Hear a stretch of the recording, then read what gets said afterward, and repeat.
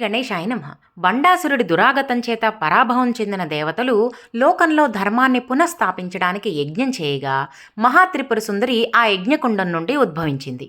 మన్మధుడి భస్మం నుండి ఉద్భవించిన బండాసురుడితో త్రిపుర సుందరి యుద్ధం చేసింది. ఈ యుద్ధంలో అమ్మవారితో పాటు చాలామంది సహాయం చేశారు. అందులో మంత్రిని వారాహి కూడా ఉన్నారు. అయితే ఈ యుద్ధంలో బండాసురుడి 9 మంది కొడుకులు కూడా యుద్ధం చేయగా వారిని లలితా త్రిపుర సుందరి యొక్క కూతురైన బాలా త్రిపుర సుందరి వధిస్తుంది. 9 సంవత్సరాల బాలికైన బాలా త్రిపుర సుందరి నేను యుద్ధం చేస్తానని ఉత్సాహం ప్రకటించిన తల్లి ముందు ఒప్పుకోదు. అయినా పట్టుబట్టడం చేత అమ్మవారు ఒప్పుకుని తన ఆయుధాలను బాలకు కూడా ఇస్తుంది. బాల యుద్ధం చేసి బండపుత్రుల్ని చంపుతుంది. శ్రీవిద్యా సాధనలో కూడా అమ్మవారి మంత్రాన్ని ఉపాసించే ముందు బాలా త్రిపుర సుందరి అనుగ్రహాన్ని పొందడం తప్పనిసరి. కేవలం బాలా అమ్మవారి అనుగ్రహంతోనే భోగాన్నే కాక మోక్షం కూడా పొందవచ్చు.